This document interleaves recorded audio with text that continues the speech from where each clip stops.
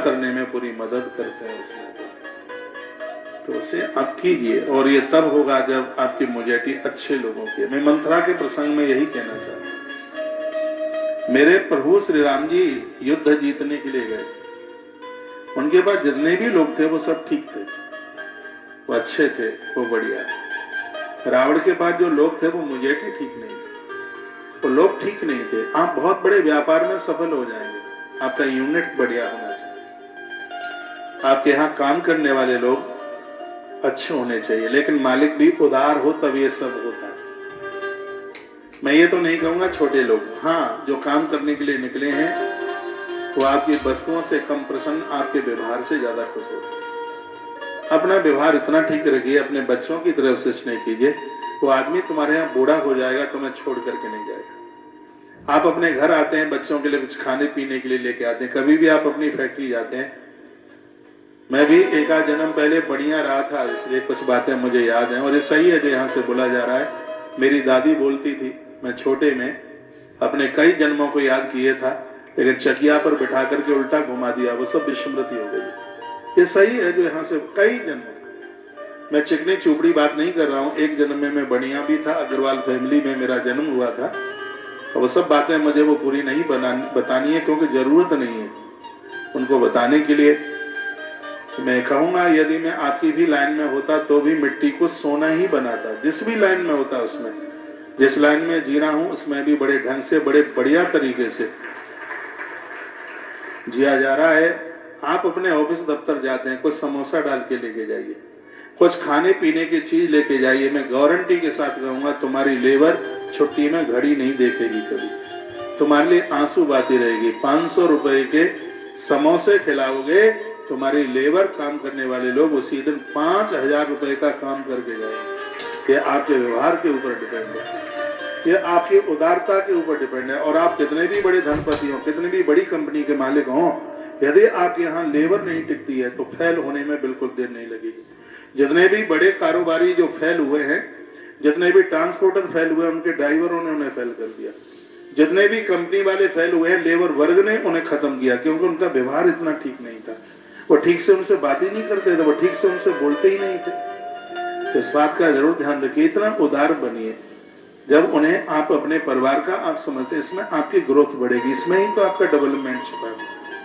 मेरे प्रभु श्री राम जी का स्तर वही तो है, राम वही है। कैकेयी के प्रति भगवान की संवेदना है। आप देखिए, मंथरा को मेरे भगवान ने उत्तर नहीं दिया, राम के सूत्र इस जगत में विचरण करते रहेंगे तो कलकाल में भी त्रेता लौट करके आएगा, लोग आनंद ही आनंद मनाएंगे। उसी संदर्भ में अयोध्या कांड की कथा कही जा रही है, मंथरा की तरह जलिए मत। मंथरा को अच्छा नहीं लग रहा था कि राम गद्दी के मालिक बने, और हमेशा जलन उनसे होती है जो आपके करीब है। यदि किसी की तरक्की हो रही है तो उसके ऊपर स्टडी कीजिए कि इसकी तरक्की क्यों हो रही है, कैसे हो रही है, ये क्या हम नहीं कर सकते, उस काम को आप कीजिए। और इतने साहस, इसमें दो चीजों की जरूरत है, साहस और उत्साह दोनों। बड़े कामों में रिस्क लिया जाता है, हनुमान जी ने इतने बड़े काम किए, क्या रिस्क नहीं था? सागर को लांघने के लिए जो तैयार हुआ होगा, ये नहीं सोचा कि बीच में ही कहीं गिर गया तो क्या होगा। वाह हनुमान, कमाल की बात है, उत्साह। जो उन लोगों ने बड़ी तरक्की पाई, जिनके पास दो चीजें थी, एक का नाम था साहस, दूसरे शब्दों से हिम्मत कहते, और एक उत्साह था, काम करने का उत्साह। हनुमान कैप्टन जामवंत को कहते हैं, मैं तो चलता हूं लेकिन ये काम पूरा होगा। तो जामवंत ने कहा, पूरी कंपनी का कप्तान है जामवंत जी, पूरी टीम का कप्तान है, कहा कैसे, अभी तुम गए नहीं, कैसे पता लग गया तुम्हें कि काम पूरा होगा? तो हनुमान जी ने कहा कि इस काम को करने से पहले मुझे उत्साह हो रहा है, मेरे अंदर से उमंग की लहरें उमड़ रही है, और जीवन में वह काम जरूर करना जिस काम को करने में आपको उत्साह हो रहा है। जिस कार्य को करने में आपको उत्साह है उसको पूरा ही होना है, वो तो कहीं रुकने ही वाला नहीं। निडर बनिए, निर्भीक बनिए, काम को एक जज्बे के साथ के साथ कीजिए। जो भी आप काम करते हैं उसमें पूरी ताकत लगा दीजिए। व्यर्थ के कामों में अपनी शक्ति ना खपाएं, बिल्कुल बुरे कामों में नहीं। एनर्जी को ये गंवाने को नहीं है, इसको अच्छी जगह इसको लगाना है। आप देखिए कितनी सफलता मिलती है। मेरे प्रभु राम आदर्श हैं। राम तो फिर राम ही है। मंथरा का वो जीवन है, आज भी कोई अपनी बेटी का नाम मंथरा नहीं रखता। ये दूसरों को देकर के कुड़ती रहती है। जो दूसरों को जलाना चाहते हैं स्वयं जल जाते हैं। लकड़ी जलाने की कोशिश करती है किसी के छप्पर को, हो सकता है किसी का छप्पर न जले लेकिन लकड़ी जरूर जल जाएगी। जो दूसरों को खत्म करना चाहते हैं, सामने वाला तो खत्म नहीं होता, वो स्वयं में समाप्त हो जाते हैं। हमारे यहाँ वेद का एक मंत्र है, सर्वे भवन्तु सुखिनः सर्वे सन्तु निरामया सर्वे भद्राणि पश्यन्तु मा कश्चित् दुर्भाग् भवेत्। कहा जाता है कि जो दूसरों के लिए जीते हैं, भगवान उन लोगों के लिए जीते हैं, ईश्वर उनके लिए जीता है। जो दूसरों के लिए जीते हैं, तो किसी की तरक्की हो रही है पर आप कुड़ रहे हैं, इतना समय उसकी तरक्की को देखने में कुड़ने में लगा रहे हैं। तुम्हारी तो सिगरे ही काम छूट रहे हैं, तुम्हारी तो शक्ति उधर ही लग रही है, तुम्हारी मेधा प्रज्ञा स्मृति ये तो सब उधर ही खत्म हो गया। जिसको तरक्की को देख देख के कुड़े, इसके पास इतना कैसे आ गया, क्यों आ गया है, किसने दे दिया है, लूट मार कर दी है, ये सब बातें बोल बोल करके और अपना भेजा, अपना दिमाग खत्म कर रहे हैं। मंथरा नहीं बनना है, मंथरा बनने से बचिए। और ये जब ये गलत जो लोग हैं, ये अपना काम बनाने के लिए अच्छे लोगों का सहयोग लेते हैं। गलत लोगों का काम अच्छे लोगों के बिना हो ही नहीं सकता कभी। ये जो गलत करते हैं, ये अच्छों का कहीं न कहीं से ये अच्छे लोगों का सहयोग लेंगे, ये ढूंढेंगे कि ऐसे किसी व्यक्ति का हमें ये सहयोग मिल जाए। कृष्ण ने भी ऐसा ही किया। कैकेयी बहुत अच्छी थी और ये सोच रही है कि मेरा कुछ काम बने, तो गोस्वामी जी ने लिखा है, भरत मातु पै गई बिलखानी, भरत मातु पै गई बिलखानी,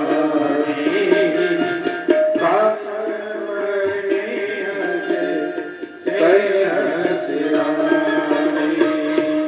भरत मातु पै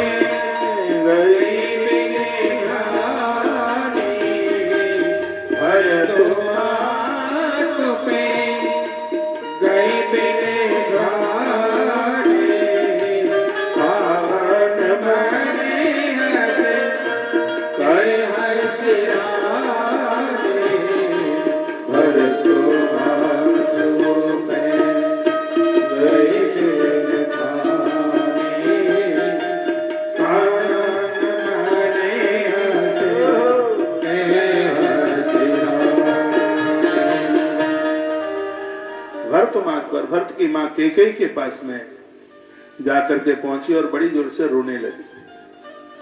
आंसू आ रहे थे कि नहीं पता नहीं है, लेकिन उसने ड्रामा रोने का बहुत भारी किया। माता कैकेयी ने उसको देखा और पूछने लगी, मंथरे क्या बात है? मुझे ऐसा लगता है कि ज्यादा बड़बोली है, ज्यादा बोल रही होगी, तो कहीं लक्ष्मण ने डांट लगा दी होगी। तो कोई बात नहीं है, उसको मैं समझा दूंगी, तू रोए मत।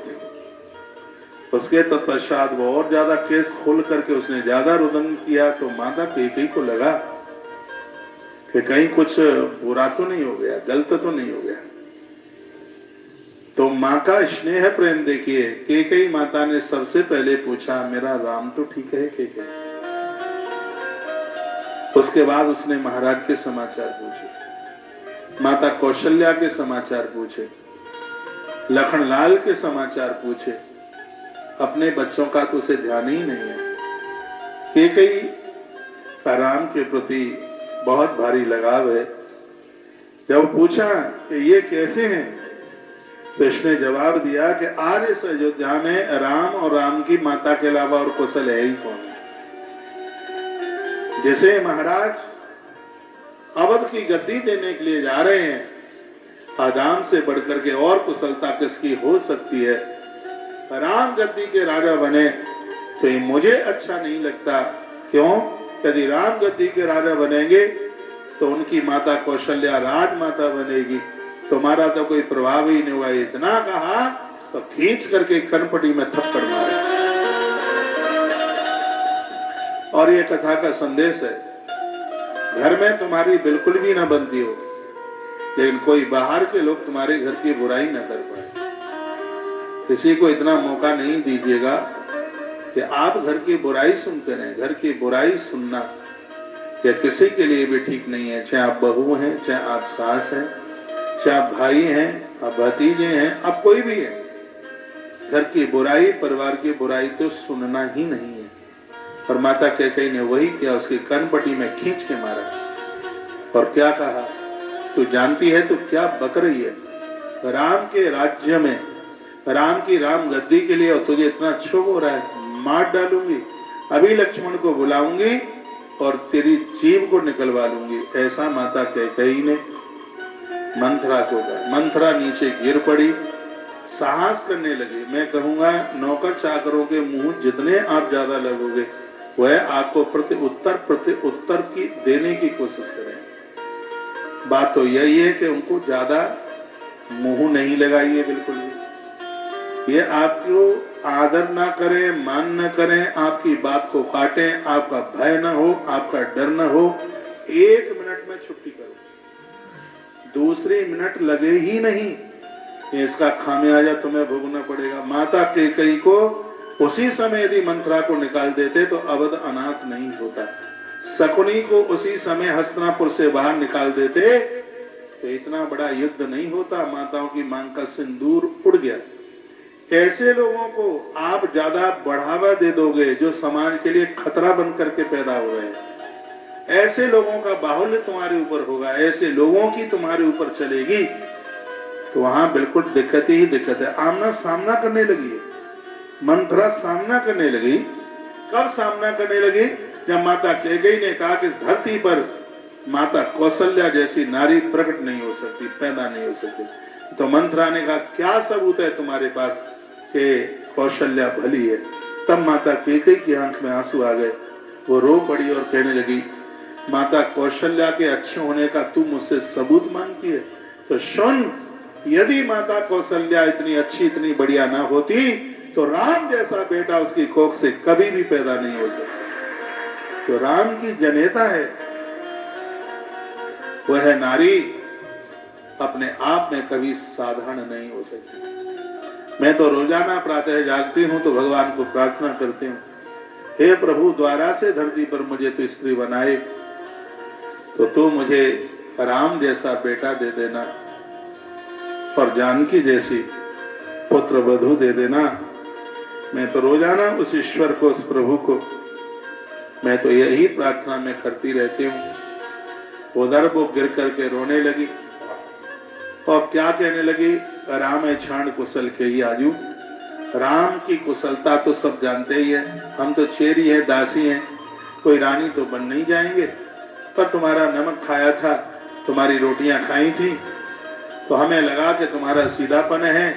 पुत्र परदेश गया है, राजा को छल कपट न होता तो राम की गद्दी भरत के सामने होती, लेकिन उसे तो नोता ही नहीं दिया। कभी कभी बातें बड़ी उल्टी पड़ जाती है। और मैं कहना चाहूंगा, आदमी जब इतने उत्साह में होता है तो उसे इंतजार नहीं होता, तो इसको तो लगता है काल करे सो आज कर, आज करे सो अब, फिर उसे फिर उससे इंतजार होता ही नहीं है, प्रतीक्षा होती है।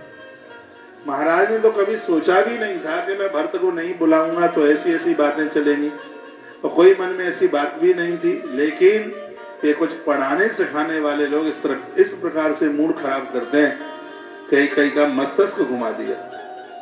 और क्या कहा, यदि राजा के अंदर छल न होता, राजा के अंदर कपट न होता, तो राज्य अभिषेक समारोह में भरत को तो कम से कम बुलाते, तो दिमाग सनक गया। हाले कंधे पर हाथ रखा और कहा, मंथरा तू बिल्कुल सही कह रही है, कई दिनों से मुझे रात्रि को बड़े भयंकर सपने हो रहे हैं। अभी थोड़ी देर पहले कोई सपना नहीं हो रहा था, पूरी रात भर जगती रहती हूँ, मुझे बड़े बुरे सपने मुझे हो रहे हैं।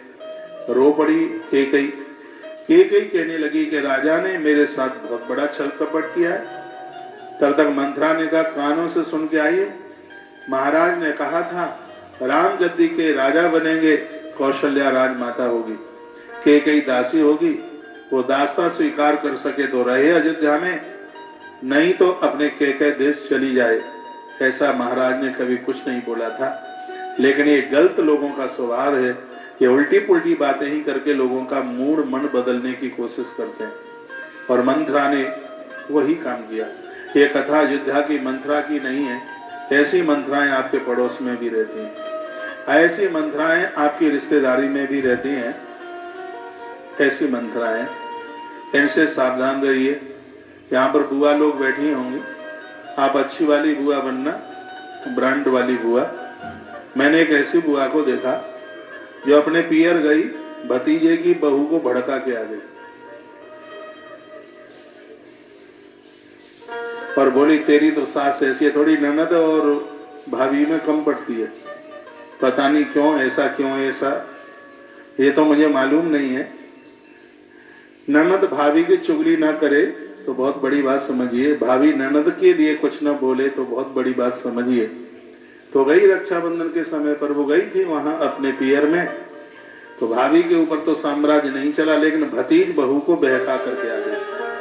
अब तो बहू बहकी बहकी डोले, जो रोज सुबह सुबह पाम दबाए, घुटने तक चरण छुए, और वो तो मुंह से ठीक से ना बोले। लेकिन वो डुकरिया भी बड़ी होशियार थी, वो तो समझ गई कि ननद अपना जादू चला करके गई है।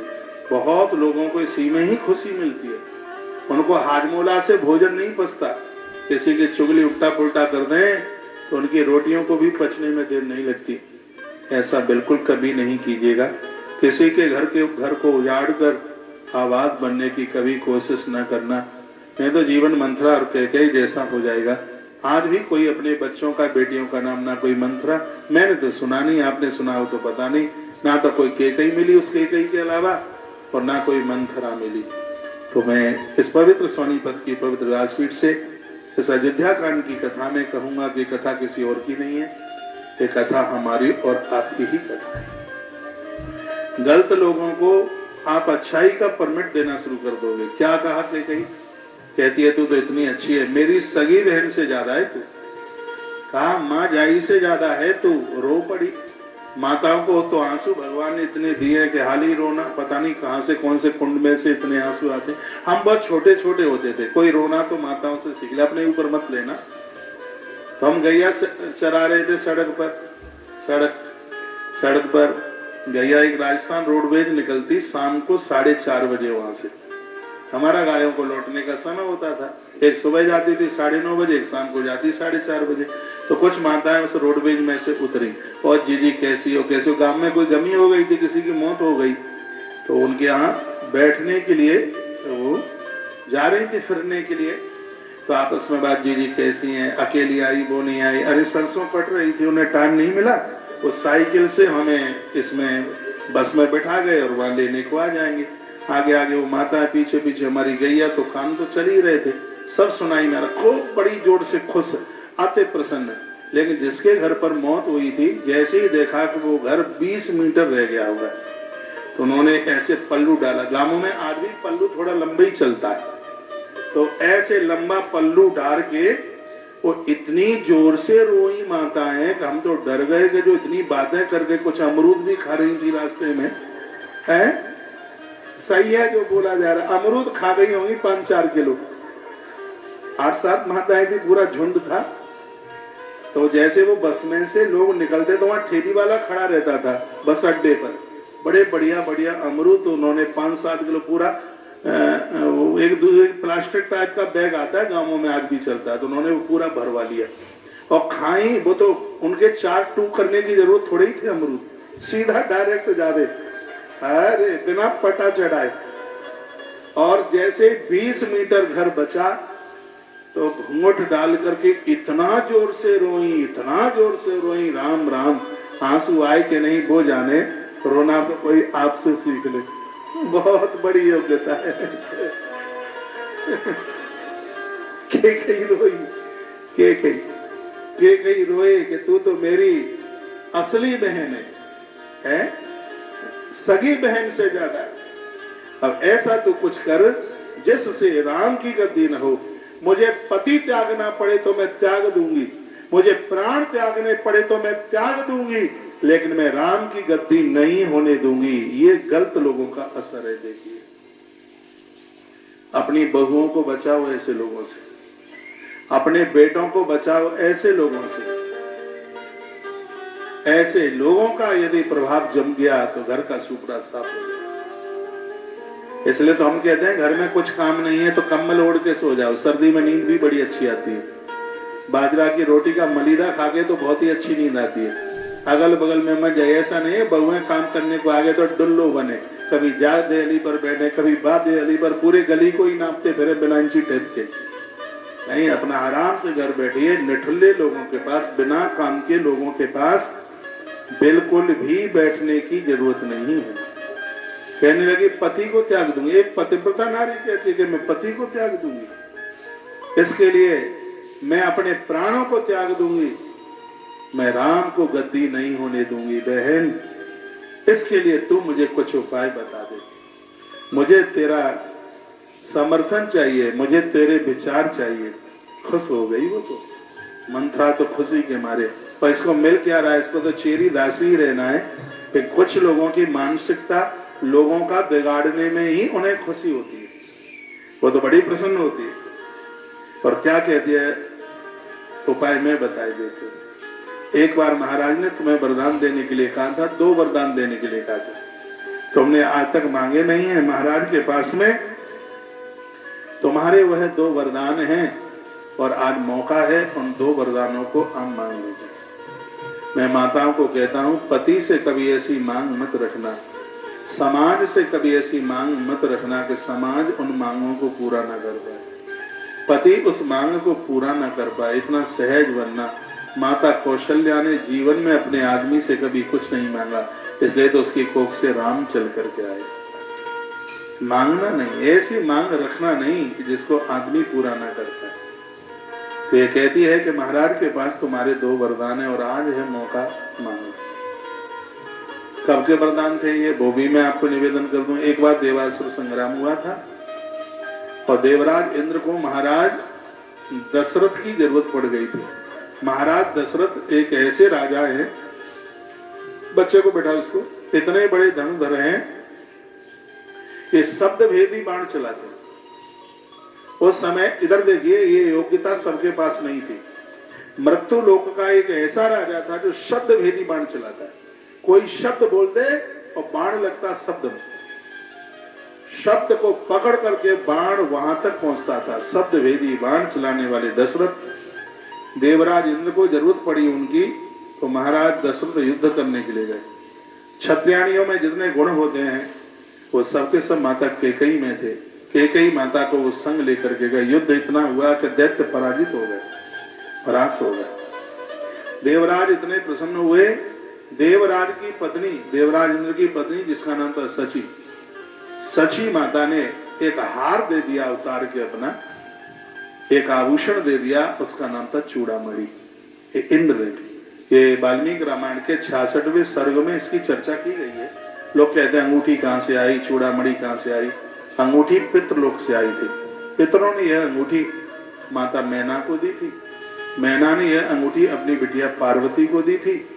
पार्वती ने सुनैना का विवाह शंकर और पार्वती ने अपने हाथों से किया था। बड़ी अद्भुत अलौकिक कथाएं, उतना टाइम होता नहीं इसलिए इतना विस्तार नहीं हो पाता। एक बार माता पार्वती भगवान भोलेनाथ का श्रृंगार कर रही थी। जैसे हाथ में सांप बांधा तो इतनी जोर से गांठ लगाई कि सांप की आंख से आंसू टपक के नीचे गिरे, तो दोनों आंखों के आंसुओं से एक एक बेटी ने जन्म ले लिया। एक का नाम सुनैना रखा गया और एक का नाम सुलोचना रखा गया। नाग की आंखों से 2 कन्याएं प्रकट हुई, नेत्रों से, और नेत्रों से प्रकट हुई हैं इसलिए सुनैना और सुलोचना। तो नाग लोग सुलोचना को तो लेके चले गए नाग लोक के लिए।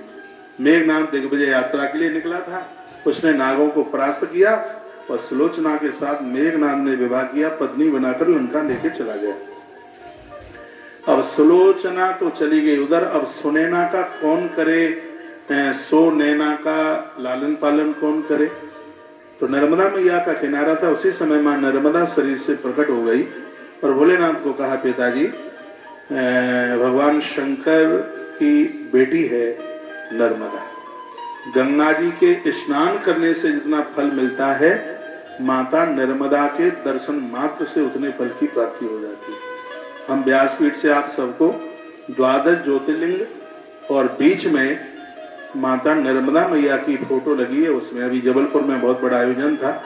354 घंटे तक यज्ञ की आहुति बंद नहीं हुई। जैसे दिल्ली में आपने कार्यक्रम जो लोग आए हों देखा, उसी तरीके का एक कार्यक्रम था। वहाँ 12 ज्योतिर्लिंग और बीच में माता नर्मदा, वो तस्वीर यहाँ से कल भी दी गई है और आज भी दी जाएंगी। इसको अपने मंदिर में लगाना। मेरा हृदय बोलता है, इसमें जो नर्मदा मैया की जो तस्वीर है, इसका प्रत्येक दिन दर्शन करना। इसके दर्शन करने से प्रत्येक दिन गंगा नहाने का फल मिलेगा। ग्रंथ इस बात का वर्णन करते हैं। तो माता नर्मदा ने क्या कहा? माता नर्मदा ने भगवान भोलेनाथ को कहा, इस बेटी को मेरे पास छोड़ जाओ, इसका लालन पालन मैं करूंगी, विवाह तो मैं नहीं कर पाऊंगी, कहाँ वर देखने को जाऊंगी। भोलेनाथ ने कहा वो मैं देख लूंगा। तो नर्मदा मैया ने सुने ना का 4.5 करोड़ वर्ष हो गई है मां नर्मदा को प्रकट हुए धरती पर। सबसे पुरानी सबसे प्राचीन नदी है और सृष्टि के अंत में सगरी नदियां सूख जाती हैं। मत्स्य पुराण में वर्णन है कि एक ऐसी मां नर्मदा माई है जो कभी सूखती नहीं है। नदियों में नर्मदा मैया की परिक्रमा लगती है। गाड़ियों से 15 से 18 दिन में परिक्रमा हो जाती है और पैदल यह परिक्रमा 3 साल 3 महीना 13 दिन में पूरी होती है। तो बड़ी अद्भुत है उसकी प्रदक्षिणा। एक बार भक्तों को कराई जाएगी यह परिक्रमा। तो सुनैना का जो लालन पालन है वो माता नर्मदा ने किया। ये हमारी मंडला की जो गौशाला है, बिल्कुल माता नर्मदा के ही किनारे पर ये गौमहल बना है, उसी की ये तस्वीर आप देख रहे हैं। तो मैं प्रसंग में ये चर्चा आपको कर रहा हूं। जब बेटी सुनैना विवाह के लायक हुई तो भगवान महादेव ने जनक राज सीरथ ध्वज के साथ संबंध कर दिया। तो मिथिला के राजा जनक वरात लेकर के आए और भोलेनाथ और माता परम्बा पार्वती ने कन्यादान किया। शंकर जी ने कहा कि बेटियों को सोना चांदी देना जरूरी होता है, कुछ है क्या नहीं? तो माता पार्वती ने कहा कि मेरी माँ ने पाम पूजते समय मुझे अंगूठी दी थी, वो मेरे पास रखी है। महादेव ने कहा तो दे मुझे, और भगवान शंकर ने वही अंगूठी ली और जैसे ही क्षण पूजे तो दोनों ने, शंकर पार्वती ने वही अंगूठी सुनैना के हाथ में दे दिया और कहा जिसके पास ये अंगूठी होगी उसको कोई चीज, जिसके पास में यह अंगूठी होगी उसके प्राणों को कोई ले नहीं पाएगा, उसके प्राण सुरक्षित रहेंगे। बहुत बड़ी दिक्कत परेशानी में भी वो लोग हिलेंगे नहीं।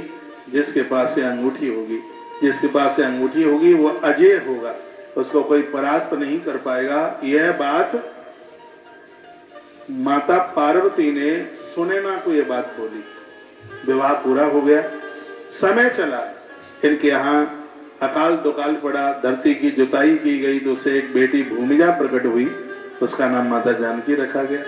माता जानकी विवाह के लायक हुई, राम जी ने धनुष तोड़ा, मंडप के नीचे कन्यादान हो रहा था और यही अंगूठी चरण पूजते समय माता सुनैना अपनी बेटी जानकी को देती है और कहती है बेटी जिसके पास से अंगूठी होगी वो तो अजय होगा, जिसके पास से अंगूठी होगी उसके प्राणों को कोई नहीं ले पाएगा, उसके प्राणों की रक्षा होगी। यह कहकर के वह अंगूठी माता जानकी के पास आई और जानकी पहुंची अपनी ससुराल अयोध्या में। तो समय माता कैकेयी ने मुंह दिखाई में 2 चीजें दी थी, एक राम को दी थी और एक जानकी को। राम जी को कनक भवन दिया और जानकी को चूड़ामणि दी। ये कौन सी चूड़ामणि थी? जो इंद्र की पत्नी सची ने युद्ध जीतने पर, जब देवासुर संग्राम युद्ध जीता गया था और उस समय जो इंद्र की पत्नी ने जो चूड़ामणि दी थी वही माता कैकेयी ने यह चूड़ामणि जानकी को दे दी और क्या कहा, बेटी जिस राज्य में ये चूड़ामणि रहेगी उस राज्य के राजा को कोई जीत नहीं पाएगा। और जब माता जानकी उस अशोक वाटिका में बैठी हुई थी और जब हनुमान जी गए तो वहीं पर ये दोनों घटना घटी हैं।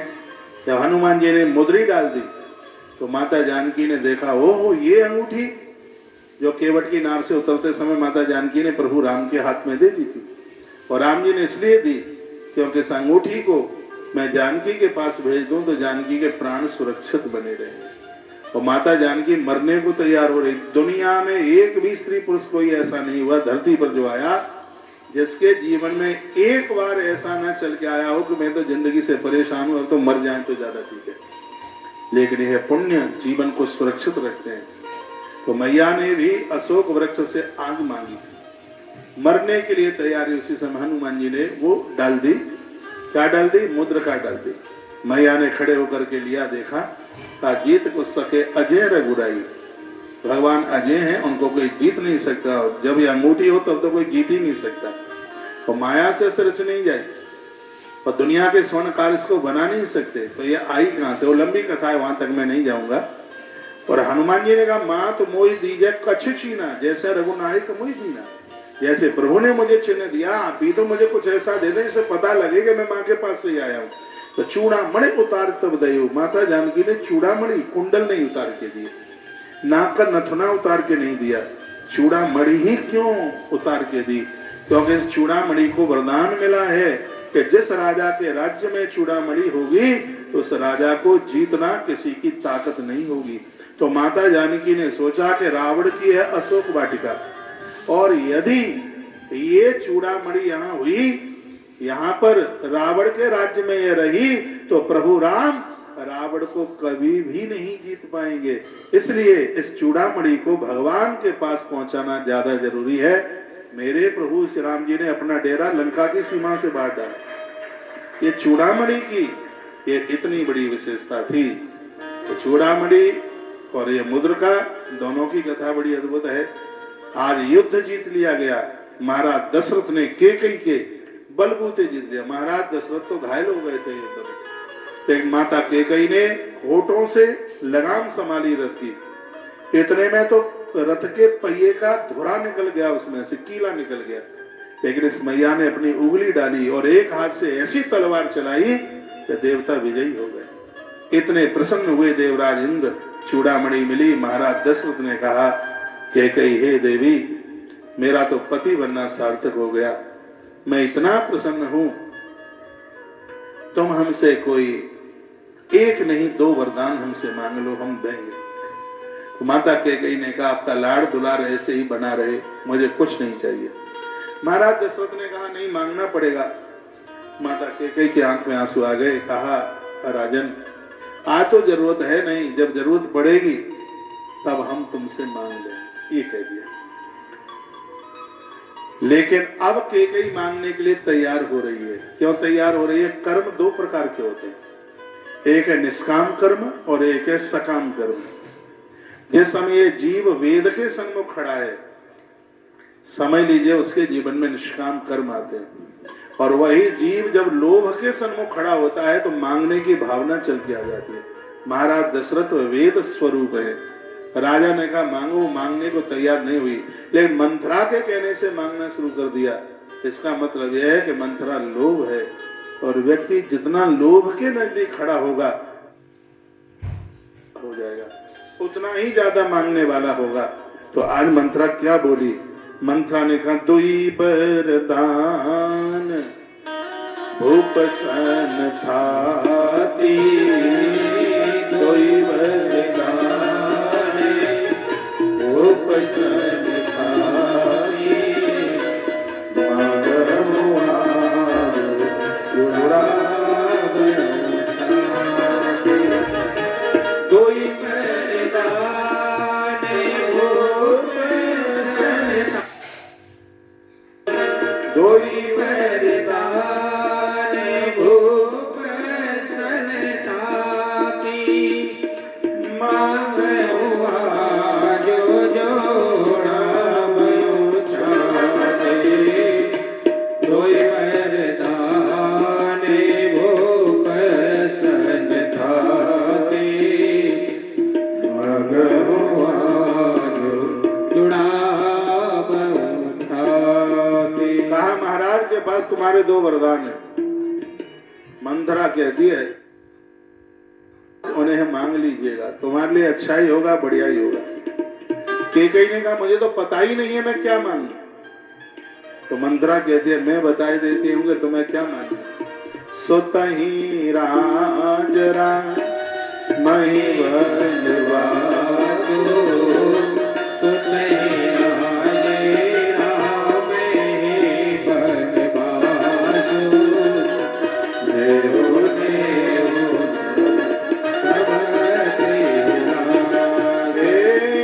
सुतहि राजो राम जीवन नासो सुतहि राजे राम जीवन नासो देहो देहो सब सब देहो नासो सुतहि राजो राम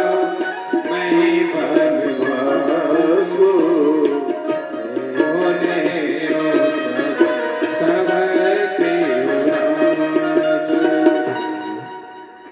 कह दिया महाराज से 2 वरदान मांगना है, पुत्र के लिए गद्दी और राम के लिए वनवास।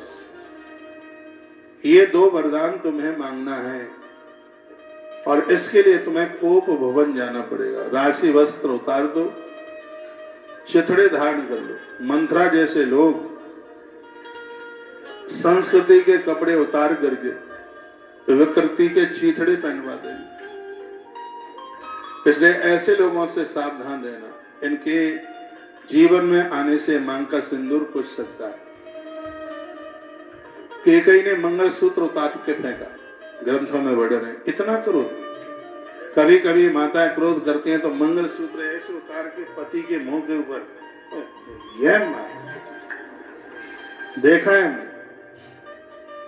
जिस मंगलसूत्र के लिए कितने कार्तिक नहाए जाते हैं, जिस मंगलसूत्र के लिए कितनी यात्राएं की जाती हैं, कितना महादेव की पिंडी को पूजा जाता है, कितना तुलसी पूजन किया जाता है जिस मंगलसूत्र के लिए। तो क्या इतना क्रोध? जब पति से झगड़ा हो तो ये भी मेरा मंगलसूत्र ही है।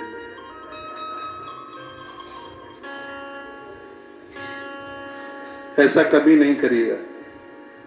कैकेयी ने दिए फूंक मार करके बुझाए। दियों को बुझाना बड़ा असूल है। कोप भवन में चली गई और मंथरा तो वो स्त्री है जो सबको कोप भवन पहुंचाती है। अभी महाराज आएंगे, उनको कहेगी जाओ कोप भवन। सुमंत जी आएंगे, उनको कहेगी जाओ कोप भवन। यहां तक कि प्रभु राम भी आए तो उनको भी कहती है चले जाइए कोप भवन। जिन लोगों के सानिध्य में रहकर हमारी खुशियां चली जाती हैं, जिन लोगों के पास रहकर हमारा व्यक्तित्व समाप्त हो जाता है, ऐसे मंथरा जैसे लोगों का कभी भी भूल के साथ न करना, नहीं तो ज्ञान के दिए को बुझवा देंगे। जलते हुए दियों को इनका काम बुझवाने का ही। ये लोगों को बिखरने में, खत्म करने में लगे, उनको बस इसी में ही आनंद आता है। महारानी सीधे कोप भवन पहुंची, राशि वस्त्रों को उतार दिया, मांगलिक चिन्हों को उतार दिया। संध्या का समय था। महाराज कैकेयी के महलों की तरफ बढ़ते हुए आ रहे हैं। गोस्वामी जी लिखते हैं कि कैकेयी को समाचार देने के लिए महाराज खुद कैकेयी के भवनों की तरफ स्वयं गए। रोजाना दरवाजे पर कैकेयी बाहर मिलती थी आरती का थाल लिए हुए, लेकिन आज दरवाजे के दिए बंद थे। स्वान भौंक रहे थे दरवाजे पर खड़े हुए, बिल्लियां राह काट रही थी। महाराज दशरथ समझ गए कि कोई अनहोनी हो गई, ऐसा लगता है। राजा की आंखों से अट्टालिका के ऊपर लगी हुई ध्वजा आज आंखों से देख नहीं पा रही थी। महाराज ने जैसे अंदर प्रवेश किया तो आंगन में बैठी हुई मंथरा दिखाई दी। सुबह शाम ऐसे लोगों का होना ये तो बिल्कुल ठीक है ही नहीं, क्योंकि संध्या आरती पूजा का समय, सांझ समय सानंदन गयो कैकेयी गेह, गबन निठुरता निकट किए जन धर दे सने। आज ऐसा लग रहा था कि महाराज के घर में निष्ठुरता शरीर धारण करके पैदा हो गई है, ऐसा एहसास हो रहा था। मैं इतनी बार कहता हूं कि घर की रौनक माताओं से, आप मुस्कुराती रहेंगी, घर के दिए जलते रहेंगे, और जिस दिन आप रूठ गई तो उन दियों को बुझने में बिल्कुल देर नहीं लगती। घर की तरक्की नारी के हाथ है। घर की नारी जितनी कर्मठ, जितनी सहज, जितनी संतोषी, जितना शील को धारण करने वाली होगी, उस घर की तरक्की को इस लोक से लेकर ऊपर के लोक तक किसी को ताकत नहीं है उस परिवार की कोई तरक्की को रोक के बता दे। पुरुष का बहुत बड़ा उत्थान है नारी। नारी अपने पर आ जाए तो आदमी को नीचे गिरने में बिल्कुल देर नहीं लगती। जो भी जितने परिवार ऊपर गए हैं उनमें मातृशक्ति का, उसमें माताओं का बहुत बड़ा हाथ है। जो देवियां अपने घर की लाज शर्म को बचा करके रखती हैं, ऐसी देवियों का दर्शन करने से नवरात्रा का व्रत करने का पुण्य प्राप्त होता है। काल का पुराण में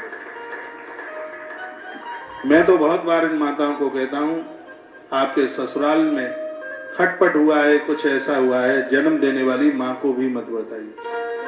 मैं कहूंगा ससुराल आपके लिए सब कुछ नहीं हो सकता तो सब कुछ से कम भी नहीं है। और विवाह के बाद में जब नारी अपनी ससुराल जाती है उसके लिए वह घर इंद्र की अमरावती से भी ज्यादा है बढ़ करके। लेकिन यह दुर्भाग्य है, पूरा जीवन निकल जाता है, इतना एडजस्ट नहीं हो पाता, इतना समझौता नहीं हो पाता कि उस घर को अपना मान लिया जाए। ये दुर्भाग्यपूर्ण ही बात है। नारी जिस समय घर में आती है वो गृहिणी बन जाती है, घर की हर चीज हर वस्तु उसकी होती है। उस घर को बना लो या मिटा लो, इसमें नुकसान आपका है। आपके उधर से जिस अंश ने जन्म लिया है ये तो सब उसके लिए, वहां की हर चीज आपकी है। भले वो रजिस्ट्री सास ससुर के नाम हो, वो रजिस्ट्री किसी के नाम हो, लेकिन फिर भी वो वहां की एक एक चीज आपकी है। आज ये सोचा जाता है जो हमारे नाम है वही हमारा है। ऐसी आपाधापी आपातूपी पड़ी है, इससे थोड़ा सा बाहर निकल करके आइए। आप घर की आन बान और शान है। आपका रूठना परिवार में किसी के प्राण ले लेगा, इसलिए आपका खटपाटी लेकर के सो जाना, आपका रूठना, आपके द्वारा घर में युद्ध करना, इसमें घर की रौनक, इसमें घर की संपदा, इसमें घर का वैभव समाप्त होता है। अपनी बेटियों को ससुराल भेजो तो उन्हें यह संस्कार दो जो संस्कार माता पार्वती की मां ने दिए थे पार्वती को। बड़ी बड़ी सुंदर चौपाई हैं रामायण के बालकांड में भी, बड़ी अद्भुत चौपाई। एक मैं अयोध्या कांड की कथा सुना रहा हूं और उसको मुझे कहने की जरूरत नहीं है। ससुराल आपके लिए सब कुछ नहीं है तो भी सब कुछ है, उसको अपना मानिए।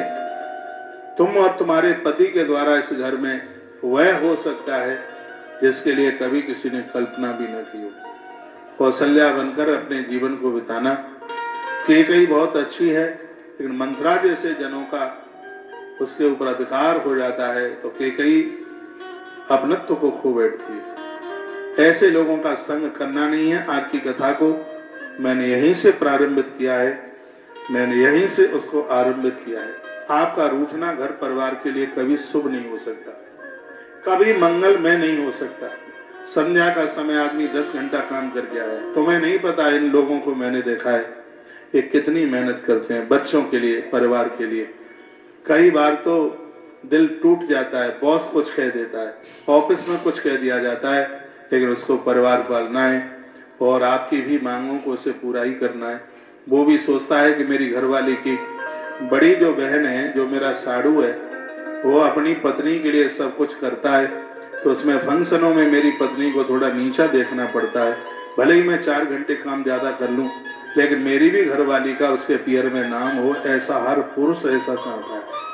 मैं निवेदन करूंगा आपको, एक बार के लिए ठीक है वो सुंदर नहीं है, उसका कद नहीं है, उसकी लंबाई नहीं है, वो हो सकता है उतना पढ़ा लिखा भी ना हुआ हो, लेकिन वो हर क्षण हर पल आपका ध्यान रखता है, तो आपके लिए भगवान विष्णु से भी बढ़ करके उससे कम नहीं है। ऐसे पुरुष का आदर करना सीखिए, उसका मान करना सीखिए। एक लता वृक्ष का सहारा पाकर के चढ़ जाती है। रामायण में एक ऐसी कथा आती है, केवट की नाव से उतर करके प्रभु राम आगे के लिए गए। अयोध्या कांड में ही इसलिए सुना रहा हूं। तो एक लता, एक बेल ऐसी चढ़ी हुई थी और वृक्ष के ऊपर छाई है। माता जानकी की निगाह पड़ी, घड़ी का कांटा 3:51 पर पहुंच गया है। कथा 4:30 बजे तक तो चलेगी ही, आप रोकेंगे तो भी नहीं रुकेगी। 4:30 बजे तक तो उसको चलना है, उसके बाद में ही आरती होगी। आप आए हैं, बड़ा अच्छा लग रहा है। बड़ा बढ़िया लग रहा है। तो आप तुलसी तपोवन यूट्यूब चैनल पर जितने भी टेलीविजन पर सुनने वाले भक्त लोग सुन पा रहे हैं, जब तक आरती न हो जाए तब तक इस कथा को नहीं छोड़िएगा, क्योंकि अयोध्या कांड की कथा एक अमृत के कलश की तरह है। और ये आप सबको पता है कि संपूर्ण आयोजन गौवंश के संरक्षण के लिए है। एक शुभ सूचना यह है कि 15 तारीख को पूर्णिमा है, बहुत ध्यान से सुनिए, पूर्णमासी है। पूर्णमासी से गौती तुलसी तपोवन गौशाला में हर पूर्णिमा और अमावस्या के दिन गौ अक्षय व्रती वाले मेंबरों के लिए प्रत्येक पूर्णिमा और प्रत्येक अमावस्या यज्ञ गौ माता के शुद्ध देसी घी के द्वारा हवन हर अमावस्या को और हर पूर्णिमा को आप अपने घर भी कर सकते हैं। अमावस्या के दिन यज्ञ में आहुति डाली जाएगी अमावस्या के दिन, जिससे आपके पितर प्रसन्न होंगे, और पूर्णिमा के दिन आहुतियां डाली जाएंगी, जिससे देवता प्रसन्न होंगे। देव प्रसन्न होते हैं तो घर की बरकत कभी नहीं रुकती, और पितर प्रसन्न होते हैं तो परिवार में अकाल मृत्यु नहीं होती किसी की। तो अमावस्या और पूर्णिमा इतनी विशेष है। जितने भी हमारे गोअक्षय व्रती वाले मेंबर हैं, इसी 15 तारीख को पूर्णिमा से उनके लिए एक बड़ा सुंदर सा यज्ञशाला बना है। बड़ा ढंग से एक अद्भुत अनुष्ठान ये आप देख रहे हैं। और यहाँ हर अमावस्या पूर्णिमा को यज्ञ की आहुतियां शुरू हो जाएंगी। लाइव कैसे कट गया? 3:53 हुई है। फिर फोन करना, आप नहीं देखते यहाँ पे? ना स्पीड बढ़ाओ ना, अभी स्पीड, अभी मेरी स्पीड कम नहीं हुई है।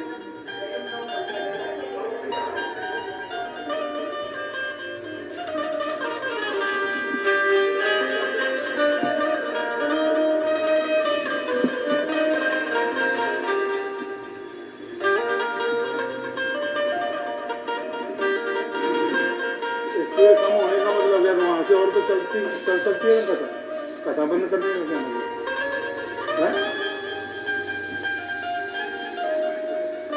मैं ध्यान कहाँ रखूं? कथा में रखूं के चैनल पे रखूं के श्रोताओं पे रखूं? ये भी सो जाते हैं, ध्यान न रखूं।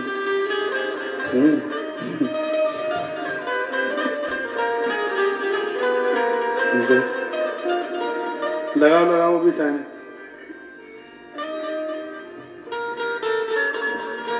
बोली मां के बिहारी लाल की जय हो, श्री हनुमान जी महाराज की जय जय जय श्री राधे। कोप भवन सुन सकुचे हुराओ, सकुचे हुराओ, भय बसर होना न पाओ। कोप भवन सुनी सकुचे हुराओ, भय बसर होना न पाओ। कोप भवन सुनी सकुचे हुराओ, सकुचे हुराओ,